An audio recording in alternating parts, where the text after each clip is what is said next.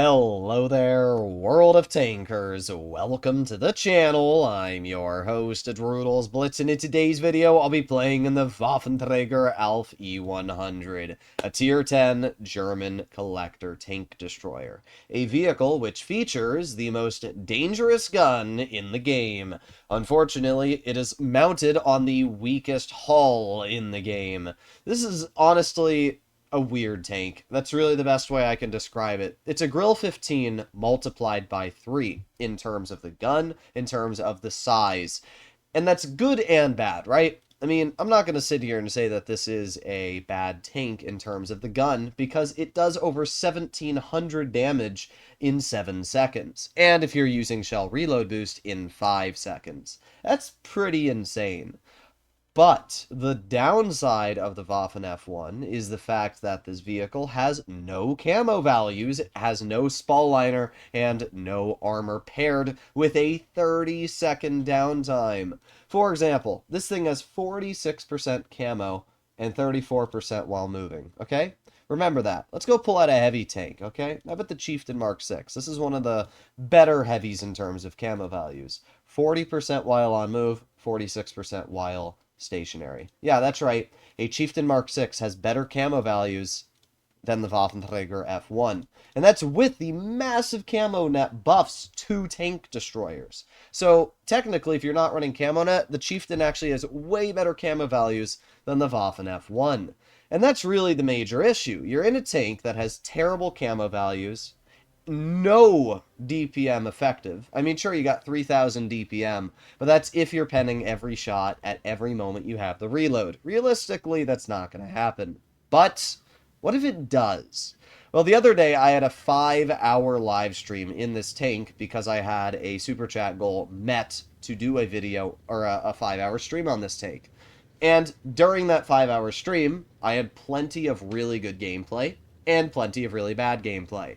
Today, I'm going to be showcasing the highlights of that gameplay. This game here, I'm platooning with Space Butt, and up against us, we have a pretty strong lineup, to be fair. 60 TP, E5, those are two pretty strong heavies. They have two 183s, which annihilate this thing. And then they have a T100 LT, which will keep me spotted. I'm already detected. I mean, this is terrible. But somehow, this becomes one of the best and easiest farms I've ever had in this tank. Now, I also got to experiment with the 5-shot and the 3-shot, and I can tell you very confidently that the 3-shot is the way to go. And the reason why is right here, right? First shell, wow, thank you RNG, completely misses a fully exposed T100, but the next shell I fire does 834 damage and kills 4 of the modules on that T100. And if that wasn't enough, as soon as he repairs his modules, we shoot him again for another 838 damage, and my T57 clears him right out of the game. 2 shots, 1700 damage. Think about that. If I had penned my first shell, that literally would have been a full health tank immediately out of the game. And that is where this vehicle feels really dangerous. So sure, I have to wait 30 seconds, but I literally just killed a full health tank. That's crazy. So there are definitely areas where this tank does feel kind of insane, and we're not done yet. Now we're going to shoot the enemy T110E5 for 520 damage, nothing crazy. We have the 60 TP, and you already know what I'm going for. We shoot the 60 TP once for 713, we shoot him twice. Yep, there it is. There it is! There it is! We just full health ammo racked an enemy 60 TP. I mean, we shot him once for 713 and then, well, killed him with the second shot. And that's what's great. Again, the higher alpha gun does this. The lower alpha does not. If I was running the 5-shot, there's no world I would have ammo racked that 60. The higher the alpha you have, the more module damage you have, meaning the higher the chance of destroying the enemy. So we have the 268. And I'm a 50-50 whether this 268 is going to kill me. Thankfully, I get a massive low roll, and like that, I just did 6,052 damage. I mean, that's crazy. 6,052 damage in a battle that lasted 2 minutes and 20 seconds. Take a second to think about that. That is insane. And that is where this tank does do crazy results. When you're able to get this gun to actually work, and you're in a situation where you're not the main focus, yeah, I mean, the Waffenträger just farms and farms and farms. And it is super fun when that happens. Unfortunately, the amount of times you get a game that works like that is like two. It is so rare to get an enjoyable experience in this vehicle, especially on a small map like Dynasty. This is not the best map. Now, to be fair, I did mess around with the 5-shot, and the 5-shot did consistently feel pretty good as well. It just wasn't as good as the 3-shot. See, the main advantage with the 5-shot is the ability to track people.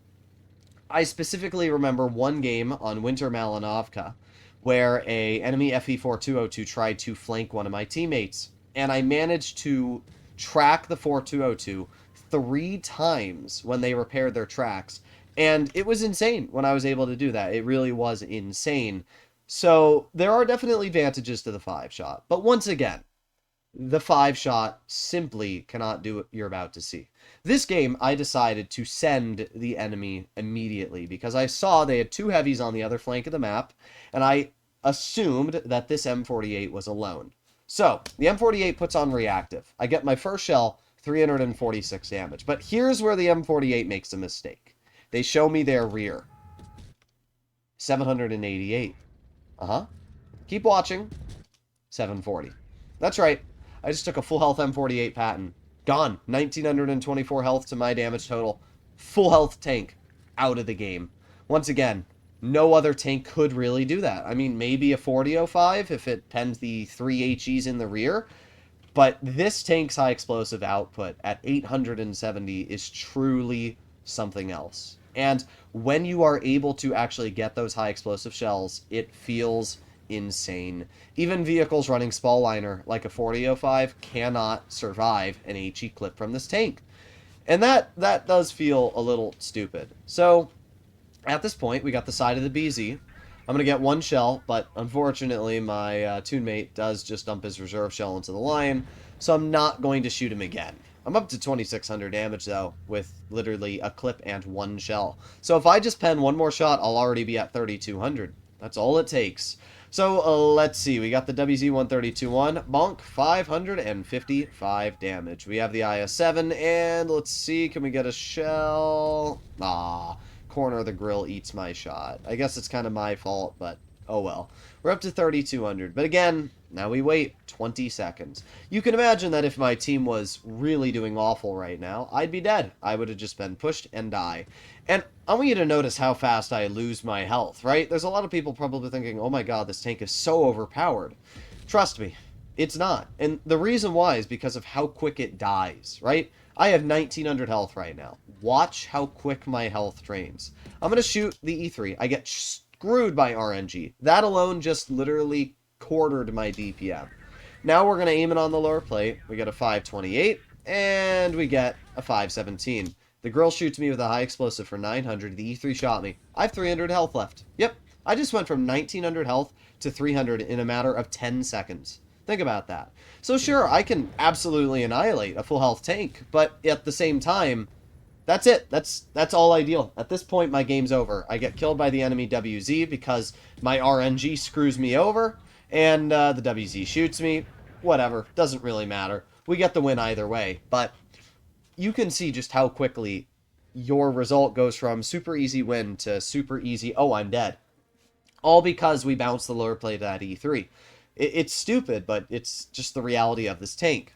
So, I really like the Waffenträger. I think it's a super fun vehicle, but I also hate it sometimes, and it's really one of those tanks that is not for the faint of heart. If you're not a skilled player, this is not a tank you want to get your hands on. And even if you are a skilled player, it's still not a tank you want to get your hands on. By every single situation, the 4005 is usually just better.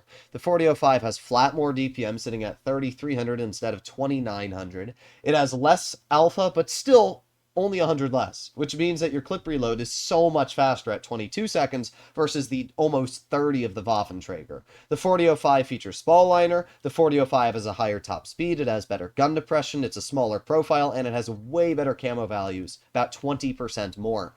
So with all those things being said, I just don't really see a world where you would ever want to drive the Waffenträger when you have a free version, which is just flat better right here. But you guys can let me know what you think in the comments. Hopefully you enjoyed the video, and I'll see you all in the next one. Bye-bye!